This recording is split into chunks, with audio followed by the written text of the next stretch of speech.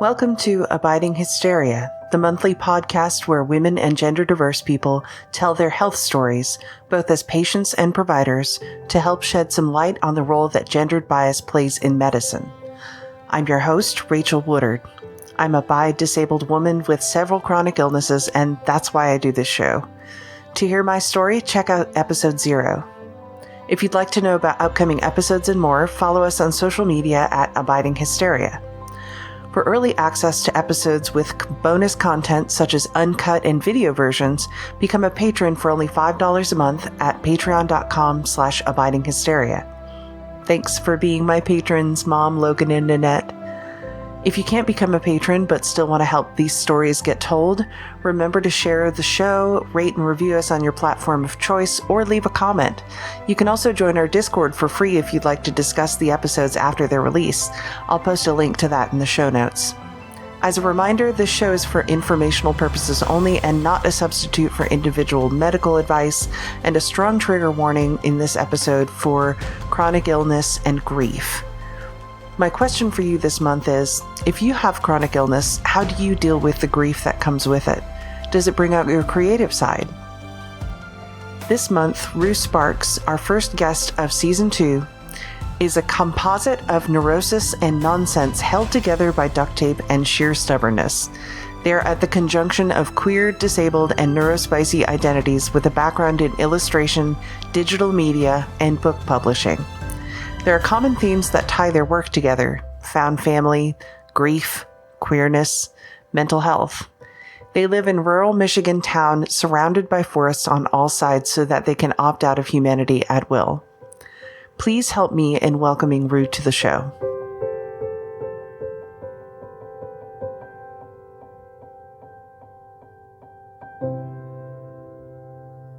Awesome. Okay. So in all of this, for the last 7 years or so, how did your journey with the chronic illness begin? That's a good question. So there's the place I perceived it having begun and the reality of it, which I wouldn't find out really until recently. So about 2016, I actually started having pretty significant back pain. And you say that and people are like, oh, everyone gets back pain. I got to the point where there are times I couldn't walk. Sitting too long gave me back pain. Standing too long gave me back pain. And we were kind of trying to figure that out. I was going through PT, all of the stuff they throw at you when you give them that very generic symptom. And it was actually about 6 months after that happened that our mutual friend, high school, Gina, who I eventually married, she passed very suddenly. And that kind of, understandably threw me off. And then after that, I actually started declining physically as well as dealing with the grief and the life changes that came with that. Started just with the back pain, and then shoulder pain, and then arm pain, and then hand pain. And before I knew it, I couldn't really move without just being in just so much pain. And I ended up having to eventually stop working completely. Because of everything that happened in that time, I had actually already been reevaluating what I wanted to do. I was working in digital ad agencies, so it was very... the thing I loved about it is the actual work, the production, the creativity, the agility of it. You were it was feast or famine. Either you were working at breakneck speed or there was nothing. So then you spent that time to really kind of hone your craft and learn new things. That part I adored. And I still love that, even if I can't physically do it anymore. But the thing and anyone who's worked in a corporate setting for a certain amount of time understands just this kind of fakeness. And it's not just in the work, it's in the way you interact with coworkers. It's the way that you talk about the things you're making. And at that point in my life, I was already questioning whether this was something that I wanted to keep doing. So I went from a salary job.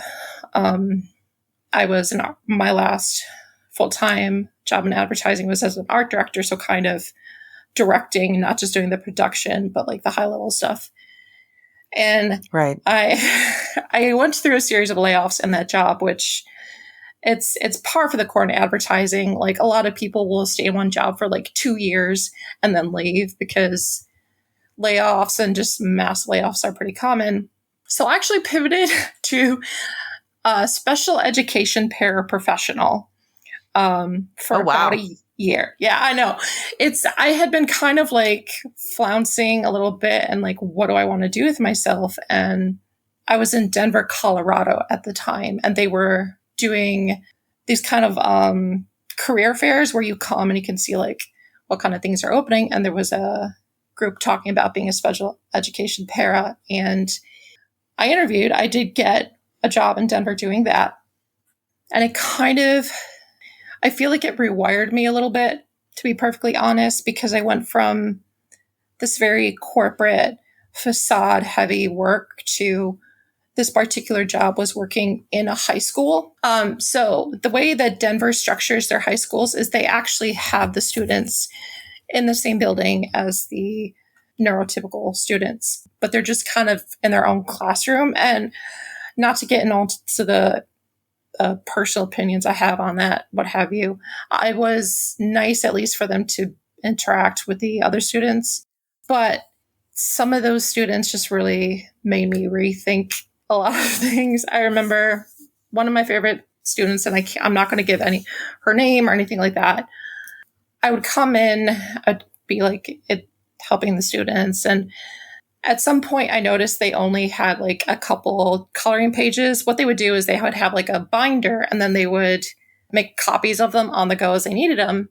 They had like the same 20 they'd been using, so I was like, oh, well, I can just draw you one. And that just kind of created this, like, every couple days, she'd be like, oh, can you do this coloring page? And I'd do like a permanent marker and we'd put it in the binder and then they could print it. And just like that unending joy she brought and this excitement for something that for me was like, maybe not simple because it was what I had been trained to do when I went to college to do, but it was a way to use my experience and my gifts for just one person that made me feel more, I don't know, like understood than most of the people I worked with. Like yeah, I could go off on that, but that's really cool though, that you got that connection to your art and also to that person.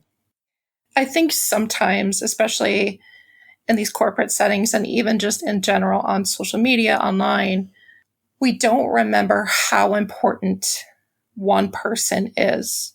Like we get caught up on this idea of virality and this idea of how many people see or respond or comment to something. And it becomes easy to get lost in that and forget that you can change one person's day, one person's week, one person's year, life by an action that you may never even realize the extent of. Like you may not realize the ripples you're creating. And so long as we're always trying to like please this homogenous mass, we don't allow ourselves to have those individual connections.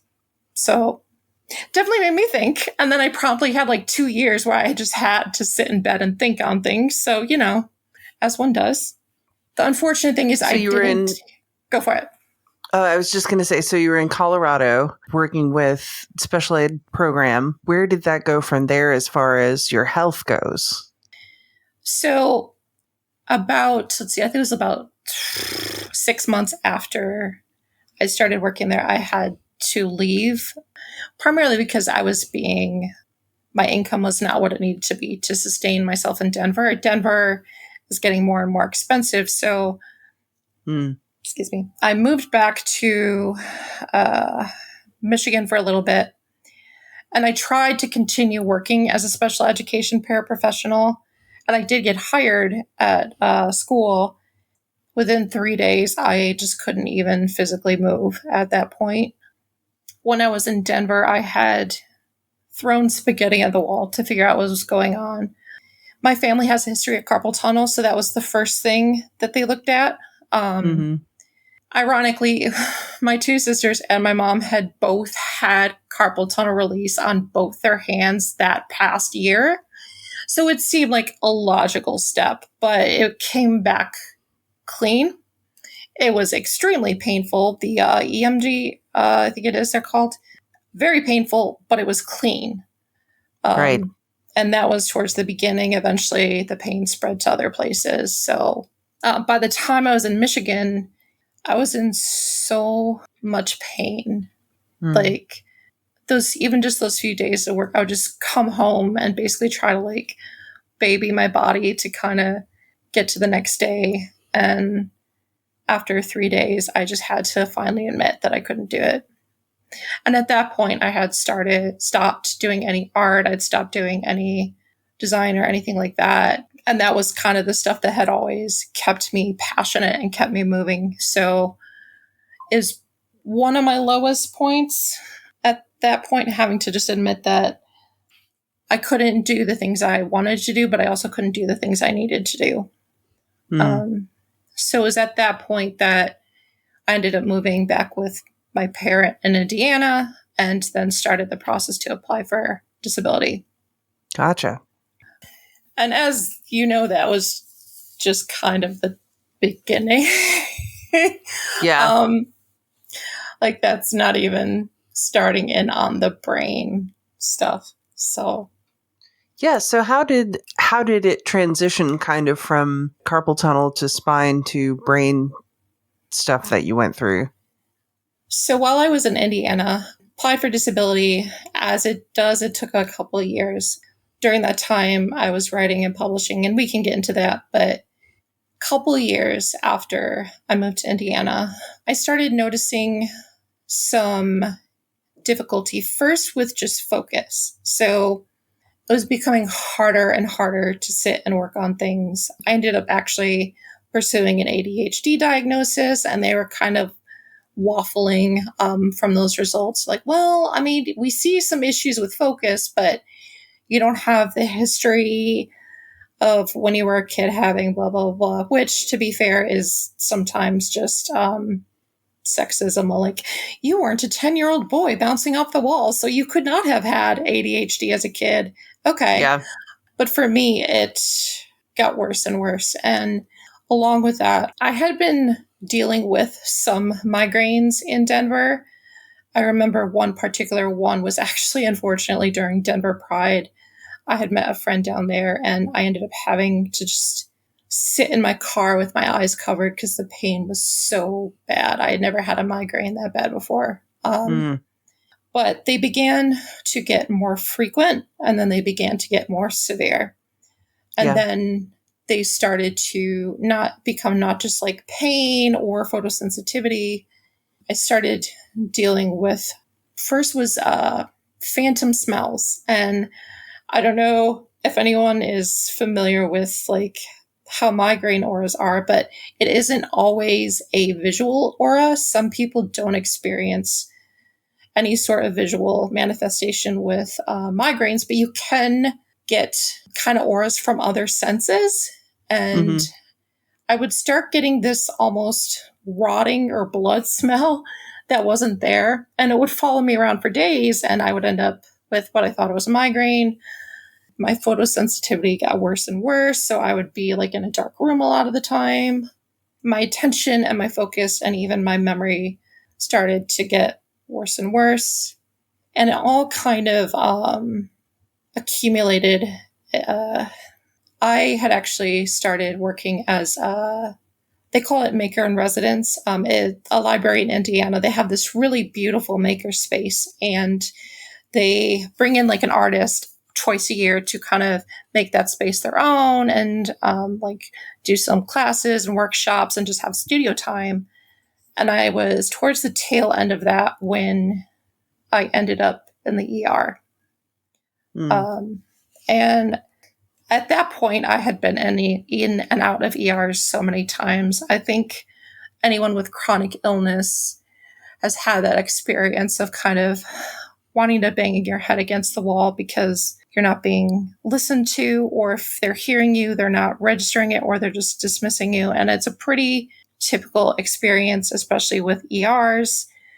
Like your GP will say, hey, if you have some this and this and this, go to the ER. Well, the ER doesn't always do anything about it. Yeah. I think, especially if people with chronic illness, after it's been a few years, you get to the point where you only seek the ER when it is an absolute past emergency, right? Yeah. And I did end up calling 911 and ending up in an ambulance. I can't even completely describe what this felt like. To this day, we still don't know exactly what happened. Potentially encephalitis. It could have been a hemiplegic migraine, but I felt like I was just my mind trapped in this body I could no longer control. I no longer had autonomy over my speech. My head was tracking back and forth against my will, like I couldn't stop it. I was having minor convulsions. I was having ataxia. I either couldn't speak or was slurring, or I could maybe get out one word of a sentence. And I had this just like massive headache, like this migraine, which at that point was typical, but adding on all these other things, it felt like I was just staring out a window to the world. And I managed to call the ambulance before it got too bad. And they brought me in, and I get there. And the first time they ran an MRI without contrast, they did a CT scan and all that, and they didn't find anything. And as it went on, it wasn't getting any better. So they gave me something called a migraine cocktail, which is essentially, it's a bunch of, not like, oh God, I can't remember what's all in it, but there's like oh God. It's like anyway, IV fluids and then like pain meds and something for migraine. Yeah, it's just might be like an antihistamine, something like that. So they gave me that through IV. Yeah. And within an hour, I was doing significantly better. I could speak. I was exhausted, but I now had control of my body. So they kind of was just like, it was probably just a migraine that went too far. Just go to your doctor, see a neurologist, blah, blah, you're fine. They said the MRI was fine. The CT was fine. It'll be okay. So I go home, and within 24 hours, I'm back at the ER again. And different ERs, because I was in different parts of the city at the time. And the same thing, they didn't repeat the MRI, but they did give me a migraine cocktail. After about 6-7 hours, I went home, and this repeated 4 or 5 times throughout the week. That last time was one of the worst ER experiences that I've ever experienced. Certainly the worst I have myself. It was the same thing. I feel it coming on. I start convulsing. I stop being able to speak. Get me to an ambulance. They get me to the ER. This particular ER, I found out after the fact, is kind of like that one that even the paramedics will never let themselves or a family member go to because they just don't do anything. Oh, no. And so I get there, same song and dance, and the doctor is like talking to me, and I'm getting frustrated, and I don't, to be perfectly honest, remember the whole conversation because I was understandably distressed and my brain was firing weird. But I just remember him say, oh, well, you just said a full sentence there. So and implying that I was faking it or that I'm just exaggerating. And I just remember staring at him just in complete shock and frustration. And I think that was kind of the moment where I'm like, I'm not going to get help from these people, not just him, but in general. Yeah. And it eventually gave me a migraine cocktail, sent me home. It was that point I decided, or I realized that I was going to have to figure this out myself. So over the next couple days, I kind of tracked all my symptoms, like what was causing what. I did realize fairly quickly that being supine, laying down, tended to minimize my symptoms. And I would realize later that it was a postural issue.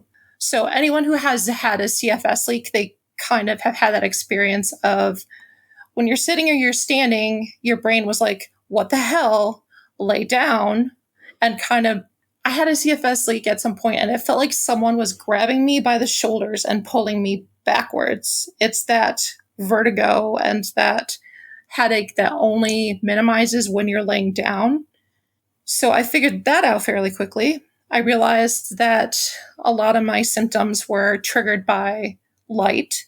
And there are all these other kind of symptoms that via my own like tracking on my phone, I kind of figured out. So once I was able to kind of like calm my brain down a little bit over a week, then I started digging. And I think one of my frustrations with the medical system as it stands now is if you come to a doctor and say, hey, this is something I found, they immediately think you just like went to Google or WebMD and was like, here's all my symptoms. What is it? And it gave you cancer. And you were like, oh, okay, that's it. When the reality is a lot of the people with chronic illness who are coming to this, they've been in this rodeo for a while. Yeah. They know how to deal in scientific journals. They know how to kind of throw away the kind of, what's the word? Confirmation bias types of things. The pop science stuff. Yeah.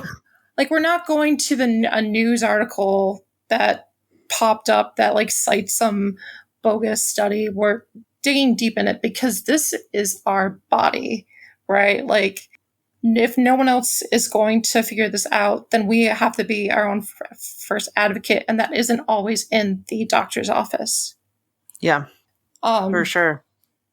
And I found out, now to be fair, I'm still not, no one is 100% sure what exactly happened, but I did find some studies and some papers from doctors who are practicing neurology that connected a medication that I had, an injection I had done a couple days, actually 24 hours before, to hemiplegic migraines to increase migraine symptoms.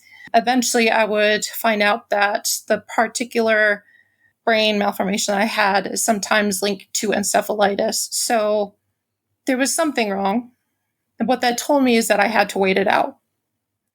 And for about 30 days, I was in a dark room on my back, just kind of trying to survive through it. Like, I couldn't drive, I couldn't leave, I couldn't do much. I was able to do a telehealth with my GP, and he kind of was like honest with me. He's like, I don't really know what's going on here. So at least he wasn't trying to just like band-aid it, but it took about 30 days for me to start to get out of it. But what that did do is during this time when I was basically a captive audience, I started reaching out to the people I knew in the medical field, and my sister-in-law, Katie, was the one who pointed out the part of the MRI that the doctors had glossed over. Sister-in-law, she pointed out there's a indicator of a dissension in the cerebellar tonsils. So my initial reaction was like, I didn't know brains had tonsils, but okay. But when we looked, I was like, it's not my tonsils, people. Like, it's in my skull. Like, it's not, please don't remove them. That's not going to help. But we looked at that. And then because I had this kind of backlog of MRIs, we're like, okay, well, does this show up in previous MRIs? And I'd had one about 3 months previous to that. And then a couple years before that, and a couple years before that. And we could kind of track the dissension of the cerebellar tonsils downward. It started like smaller, and then I think it was about 4 millimeters that July, and by November it was like 6. So that's a pretty significant difference. There's not supposed to be any descending. It's supposed to be just normal. So we looked at that and like, well, this could be an indicator of there's a slow CFS leak, which I had had a CFS leak before. So it's like, it could also be Chiari. So naturally, as soon as I could finally, be in the public without just kind of having a aware seizure or what have you, I ended up going to a neurologist, and it started this slew of neurologists after a neurosurgeon just saying, this isn't Chiari. You don't have enough, the descending isn't enough for it to be Chiari. It's got to be something else, finding nothing else. I had doctors that were like, this is just somatic, it's just from trauma, blah, blah, blah, blah. And all this time over this year, I'm getting worse and worse. it wasn't like the encephalitis question mark. It was slowly losing my memory, my senses, my awareness. And it was so subtle that I didn't realize how bad I was until after surgery. I mean, I'm a writer, I'm an artist. Like, I usually pride myself on being able to create some sort of explanation of an experience, but to this day, I can't really explain what it was like pre-surgery mentally. It was like time was not a thing anymore. It's like time didn't exist. The thing with Chiari specifically is it primarily affects the brain. And the brain is one of those things that the more we learn about it, the more we realize we have no idea what we're doing. So you say that a brain malformation, you say any sort of problem that happens with the brain on a physical level. And we often underestimate how significantly that affects every single part of your body, every system, every process, everything. So something like Chiari, even within just saying, hey, it's a brain malformation, people usually have migraines, vertigo, what have you, but it can affect every part of the body in different ways. So you can take two people with Chiari and have vastly different experiences and symptoms. And it's part of the reason why it is so difficult to diagnose.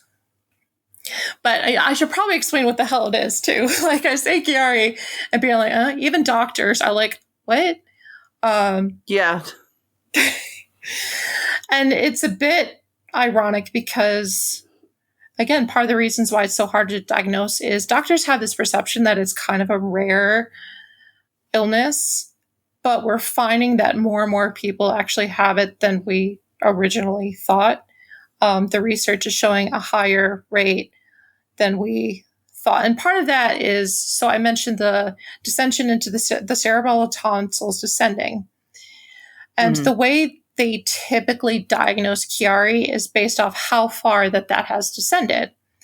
So I think it's 5 millimeters is what it has to be, or typically would have had to be considered a Chiari malformation. Anything below that, they won't look at you. Even above that, if it's not like significantly more, they're like, it's probably not. But the reality is you can have a 2 millimeter dissension into the spinal column and be basically bedridden. You can have a 15 millimeter dissension and be totally fine. Every individual's biology is so different that, and because the symptoms are so varied, it's like, okay, it's here, but is this actually the problem? Right. And because there's so many comorbid things with it too, right? Yes. For example, HEDS, it's actually how I found out that I had issues with hypermobility, and then that's oddly probably why my cervical is such a mess, is because HEDS, which is a comorbidity with Chiari. And the only reason I found that out was my neurosurgeon who eventually diagnosed me was like, she just asked off the fly, do you have HEDS? I'm like, well, I mean, I mentioned it to my rheumatologist at some point and he kind of brushed me off. He didn't give it 5 minutes.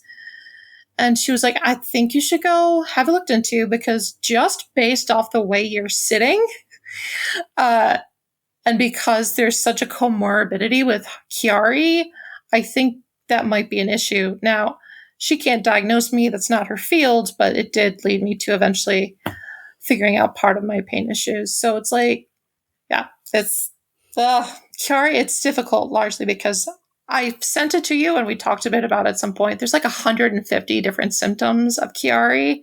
Yeah. And it's like throwing a dart at the wall, like which ones you're going to get. And for the uninitiated, HEDS is Ehlers-Danlos syndrome hypermobility type. Yep.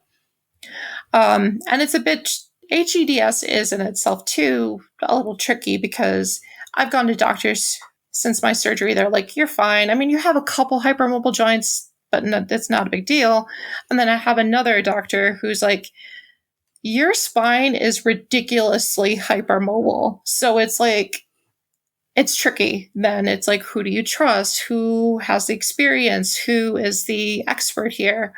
And that is legitimately why it took me, I think it was about 4 years since I started having symptoms to when I finally ended up getting surgery for Chiari. And I only finally got diagnosed because I moved out of state. Every doctor I saw in Indiana was like, this is nothing. They ended up having me go through a spine fusion for my cervical spine, all of that. I moved to Michigan about a week after I had the spine fusion, so that was a whole can of worms. Yeah, gosh, that was a lot. Yeah. Once I was here, I started really kind of getting into it on this Facebook group. Caveat, not all Facebook groups, not all communities are built the same, but sometimes you find groups of people who really are big on researching and really digging into the meat of what's happening, people with like a background in healthcare. And this particular group is the undiagnosed and rare chronic illness group, I think it's called. And when I first got here, it was right after spine fusion. I'd had all these neurosurgeons and neurologists and GPs and rheumatologists say that they couldn't figure it out, or there's nothing wrong with you. It's all somatic. It's all, by the way, somatic is like basically saying it's a psychology thing. So it's like, it's all in your head. Yeah, you were traumatized. Like that's got to be it. And I mean, to be fair, yes, there's a lot of things that can be somatic, but I think just like saying it's anxiety or weight, like sometimes somatic becomes a label that they can put on your chart rather than something that it may actually be accurate. And it's a shame. Just another hysteria. I mean, it's just another label to go, I'm dismissing you now. Yeah, and it's a shame because, there are absolutely some things are somatic, but when you basically use it as I don't know what it is, so I want to put this down, you're doing a disservice, A, to the people you're treating, but also B, to the people who actually do have somatic issues. So, So I was being told that, and to be perfectly honest, I had kind of given up. This was about 6 months before my surgery, so I understandably was pretty depressed, A, because I have had a history with depression throughout my life, but also B, I was now on my own, post-spine fusion, not getting really any local support, and having to switch all my doctors. It was a lot. And there was no clear direction even on what to do next.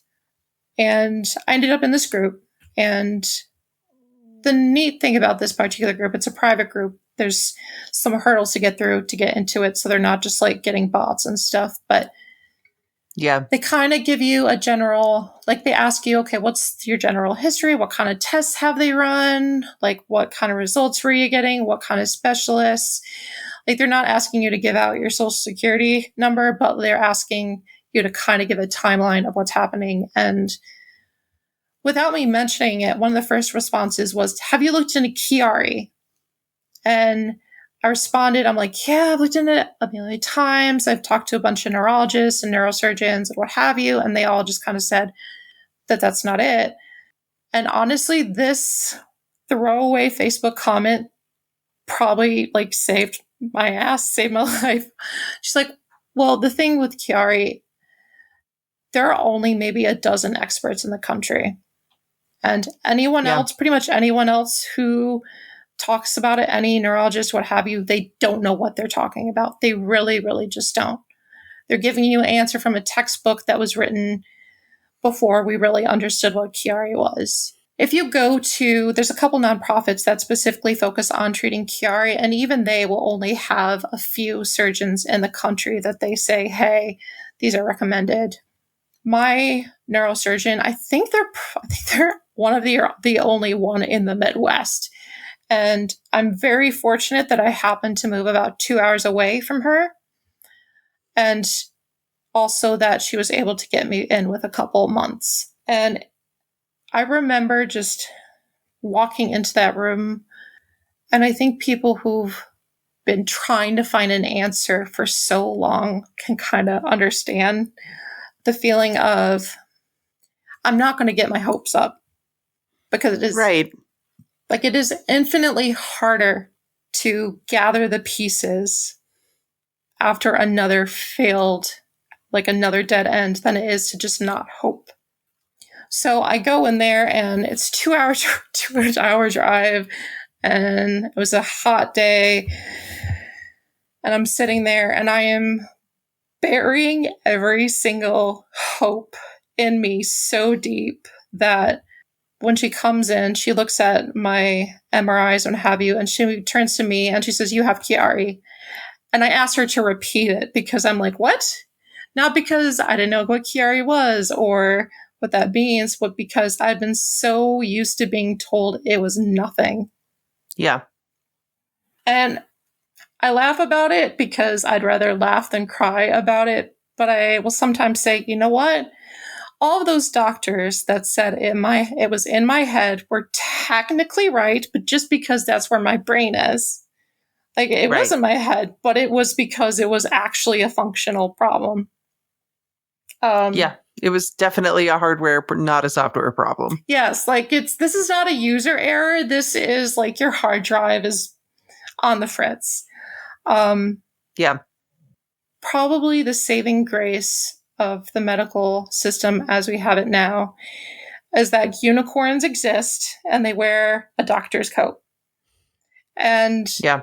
you are going to meet so many doctors, nurses, medical professionals that will just dismiss you, that will just not spend the time, either because they have kind of numbed out, either on purpose or naturally, to what's happening, or because of red tape, of administration, of needing to have written some diagnosis down rather than being willing to admit you just don't know. And sometimes the only reason, a lot of times, we ever find answers is because of those few unicorns in the field who have somehow managed to hold on to the reason that they started practicing in the first place. And I hesitate to say that I want that to give people in that situation hope, because I know, like I've said, sometimes it is actually harder to hope, but I at least hope myself that you find those unicorns, because it literally saves lives. It absolutely does. And from their perspective, I know that it must be difficult to come into work every day knowing that you are holding people's lives in your hands and actually being aware of all of the things that are trying to make it harder for you to practice, harder for you to help people. Mm-hmm. And to those unicorns out there, you are the only saving grace in this system. But yeah. I think there's a lot of power in saying I don't know to something that our system may not really allow the space for, but is extremely important in finding what the real answer is. Yeah, it's... I mean, although to be fair, there's been some, maybe not positive, but there are aspects to it that I don't hate. For example, one of the things I really loved when I first started writing, and to this day enjoy, is making metaphors and connections and allegory, but I write primarily speculative fiction, so like sci-fi, fantasy, magical realism, and all that fun stuff. So that often relies heavily on allegory, and some of the best sci-fi fantasy make the most, like, the strangest connections. John Scalzi, who I love as an author, but I really love as just a person. I met him at this sci-fi fantasy convention in Indiana a couple of years ago, and he did this talk called Let's Make It Weird. And he was talking about kind of this high concept sci-fi and fantasy where maybe you take two things that don't seem like they could be related and connect them in some way. And that's kind of the stuff I enjoy. And I feel like one of my strengths now is my brain just makes the weirdest connections sometimes. That's been one interesting but not necessarily negative factor is I feel like I'm making different connections than I used to. I feel like maybe it's a pattern recognition thing is changed. And there's bad things. Interesting. Go ahead. I was just going to ask, do you find that you're connecting more with people who are neurodivergent in that way because the symptoms sort of mirror ADHD a lot? Yeah, absolutely. It's difficult for me to decide whether I was already neurodivergent, whether it was autism or ADHD or a combination of the two, if that was kind of my original state and the Chiari just kind of emphasized it a bit more, or if it's kind of this mimicry that the Chiari just happens to take a shape of. And there's really no way to know. The research isn't there. We just don't know.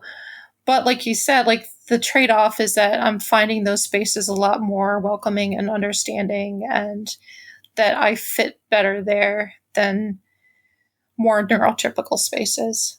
And part of that too is when you're around people with chronic illness or any neurodivergence, by virtue of being the other, you learn quite a bit about what it is that makes you tick and what it is that makes people like you tick. So there's this self-awareness that is in neurodivergent spaces that is sometimes absent in other places.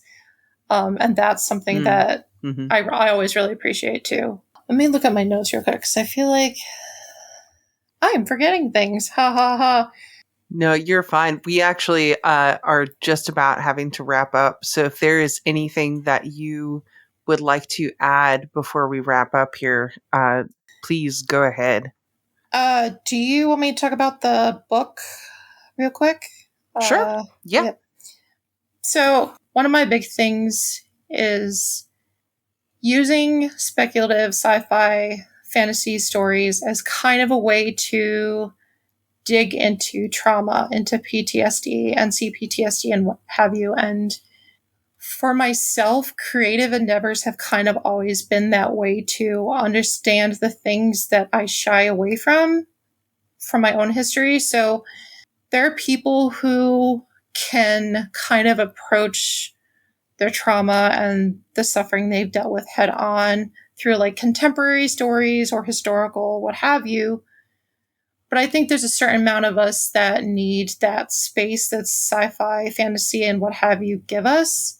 It's like touching a hot plate to just dig right into, hey, here's a contemporary story of basically what happened to you, but it becomes too in your face for some of us. So science fiction, fantasy, allegory, metaphor, it allows us the amount of distance we need to process it and understand it without it shutting us down. Yeah. So creatively, that's kind of always been not only why I make stuff, but also why the type of things that I tend to take in and enjoy and see myself in. So that kind of became part of the onus for writing when I couldn't create art, was I needed that outlet. So during this time that I was dealing with the encephalitis and basically just stuck in a dark room for a month, I kind of came to this decision to publish this book that I always said I was going to publish, but never realistically probably intended to. And about, it was January I started coming out of it. I published it in April for Mental Health Awareness Month. And it's a mix of poetry and stories and art and a combination of all three. So the title is Before I Go, I Want You to Know. And it's a mix of things that I had written right after Gina had passed, right after my wife passed. It was actually when I had first started writing poetry before I actually started writing stories. So it was a mix of the old and the new, the things that I had been dealing with then relating to grief and loss and kind of those big existential questions, along with stuff that was more recent relating to the stuff I was experiencing that month in the dark. if you read the intro, and it goes into this a little bit, and the author's note, but there are multiple reasons I chose that title. One, we never know when we're going to lose someone. We never know when that last smile or argument or what have you will be. But I also was coming off of having spent all day, every day in a room on my own in the dark and thinking a lot of big thoughts. And I think I kind of came to this conclusion that I did not want to keep cutting down the things I wanted to say to fit the mold that other people had created for me. And I didn't want to leave this world without having said the things that I actually really care about. One of the struggles with publishing, but really any creative field, is it's that numbers problem. Again, we tend to want to cater to this homogenous mass of audiences and people, thinking that the wider our message goes, the more important it is. But sometimes it comes down to that student in a high school who just wants a different coloring page. Sometimes it comes down to people wanting to see the parts of themselves in stories that they're afraid to let see the light. And I, at that time, I didn't know what was happening. I didn't know if I would be fine in a month. I didn't know if I would even be alive in a month. And I think when we are in those spaces, no matter how short or long it is, it becomes clear what parts of ourselves we hide away and what parts of ourselves we don't see reflected, the shame that comes with that. So publishing that book, it is my most unpolished book, for one. If I redid the drawings and what have you today, it would look very different. But the rawness and it being unrefined was kind of the point. Yeah. People often talk about regrets, but I don't think that's necessarily the biggest pain. Once you're gone, you don't regret anything, right? Like, we don't, any of us know what happens afterwards. So for all we know, there's no time for regret after your passing, but there is time to regret as you're living. And if I was going to survive that hell, at least I had the power to, I didn't want to be the person to cut my story short simply because of fear. I think fear drives so much of our lives, and it's not until you're at a point where you realize how much of those fears prevent you from doing the things that serve you, that make you happy, that bring you joy, that make a difference to your and others' lives. At some point with grief and chronic illness, that gets stripped away, even just for a moment. And sometimes that makes us tell the stories that actually need to be told. That's a great way to put it.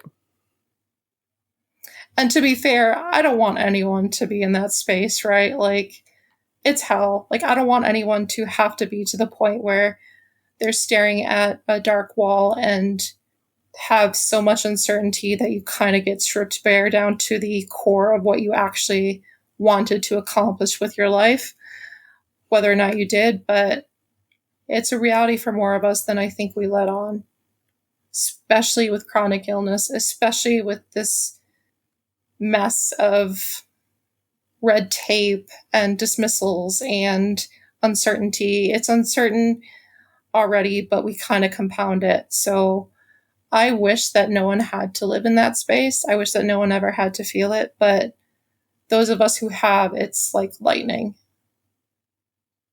And yeah.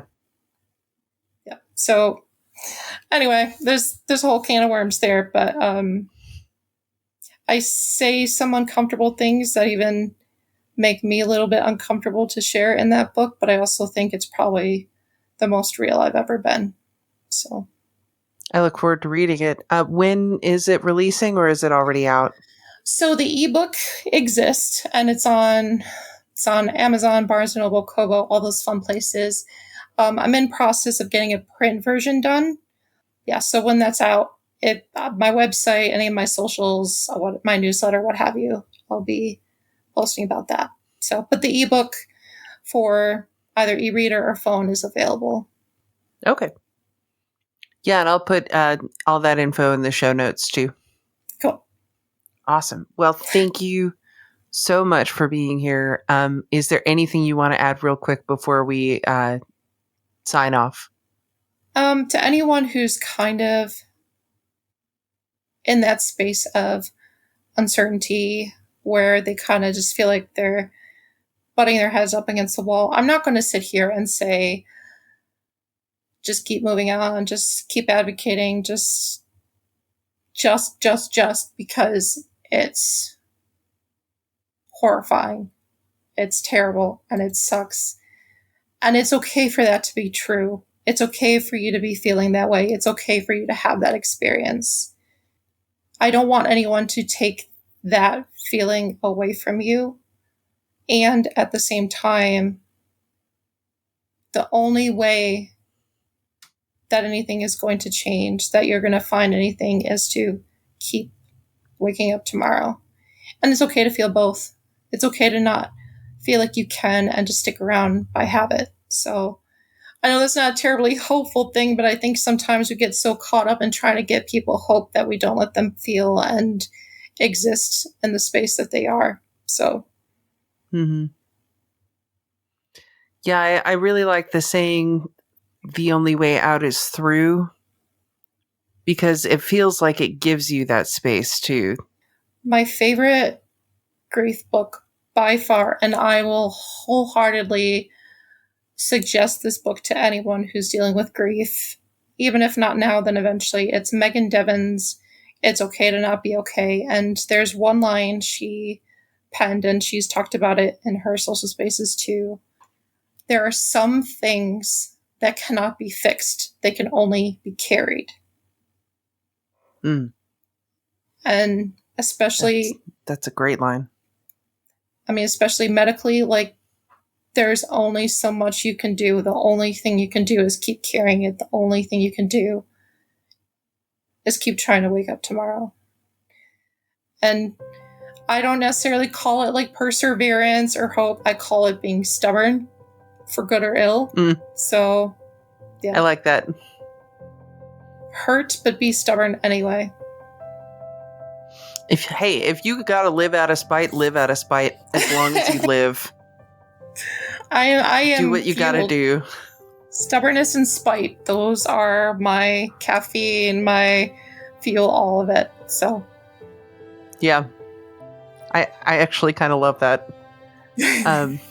So thank you so much for being here today. I really appreciate you being on the show. And we'll put all of that information that we talked about in the show notes so that if anybody wants to come get your book or check out your website or subscribe to your newsletter, they can all do that from the show notes. Well, thank you so much for having me.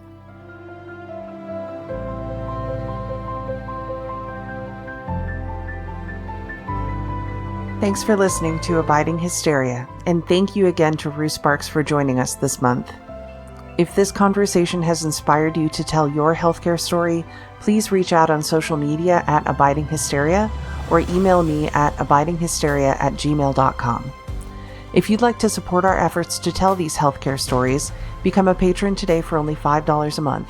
You'll get access to completely uncut episodes a week before the cut versions are released everywhere else, and about twice the content that was in this particular episode, as well as other bonus content and more. Our next episode will release on the first Tuesday of February, I promise, and a week earlier on Patreon, so be sure to follow us at Abiding Hysteria to find out when it drops on Spotify, Apple Podcasts, YouTube, and wherever you listen to podcasts. Please be sure to rate, review, comment, and share so that others can find us as well. It genuinely helps keep the show going.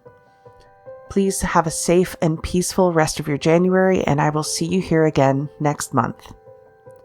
Remember, when it comes to your healthcare, you deserve to be heard, understood, and most of all, believed.